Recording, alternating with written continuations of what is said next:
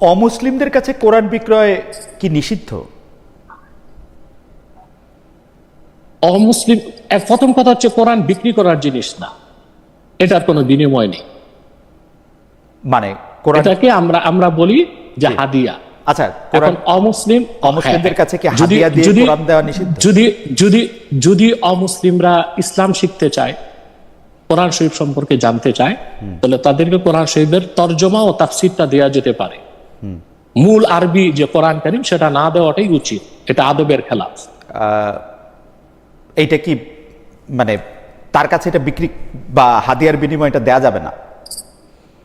বললাম তো, তরজমা আর তাফসীরটা দেওয়া যাবে, কারণ যে মুসলিম সে তো আরবিটা বুঝবেই না, কিন্তু অতএব সে কোরআন শরীফের তরজমাটা পড়ুক, তাফসীরটা পড়ুক। কিন্তু ইসলামের প্রফেট যখন অমুসলিমদের দাওয়াত দিয়েছেন তখন কিভাবে দিয়েছেন? তখন কোরআন দেন নাই?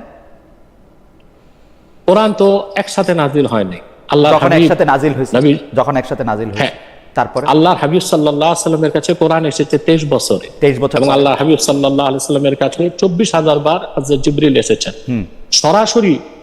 সরাসরি কোরআনের কপি কোন অমুসলিমের হাতে রাসূলুল্লাহ সাল্লাল্লাহু আলাইহি ওয়াসাল্লামের জমানায় দেওয়া হয় নাই, কারণ কোরআনের দাওয়াত তাদের কাছে পৌঁছানো হয় নাই। কোরআন তো গ্রন্থিত হলো ওসমান রাদিয়াল্লাহু আনহুর সময় ছিল।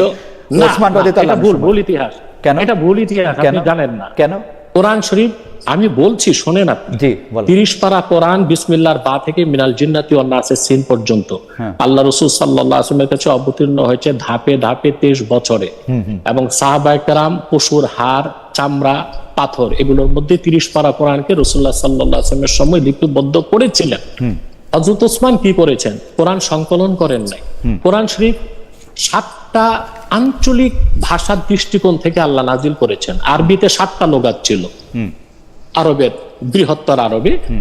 তো হযরত ওসমান রাদিয়াল্লাহু তাআলা আনহু যখন মুসলিম বিশ্বের বিস্তৃতি ব্যাপক হয়ে গেল, পৃথিবীর বিভিন্ন মুসলিম রাষ্ট্রে কোরআন শরীফ তিলাওয়াত করতে যে দেখা যাচ্ছে ভিন্ন ভিন্ন কেরাতে পড়তে গেলে মানুষের পড়তে কষ্ট হবে বা কোরআন বুঝতে কষ্ট হবে, তখন তিনি রাসূলুল্লাহ সাল্লাল্লাহু আলাইহি ওয়াসাল্লামের স্ত্রী হযরত হাফসার কাছ থেকে, যেখানে পরিপূর্ণ কোরআন শরীফ রাখা ছিল রাসূলুল্লাহ সাল্লাল্লাহু আলাইহি ওয়াসাল্লামের সময় থেকে, সেটাকে এনেছেন। এবং সাহাবায়ে কেরামের মধ্যে যারা হাফেজ ছিলেন, 30 পারা কোরআন মুখস্থ করেছেন, তাদের উপস্থিতিতে তিনি একরকম কেরাত তেলাওয়াতের একটা পদ্ধতি সংকলন করে মুসলিম বিশ্বে ছড়িয়ে দিয়েছেন। এইটা কোরআন তো আল্লাহ রাসূল সাল্লাল্লাহু, এখানে তো আমার জানা আর আপনার জানার মধ্যে আমি আপনার জানাটা একটু আলাদা মনে হইতেছে, কারণ আমি তো আপনি যদি রাসূলুল্লাহ সাল্লাল্লাহু আলাইহি ওয়াসাল্লাম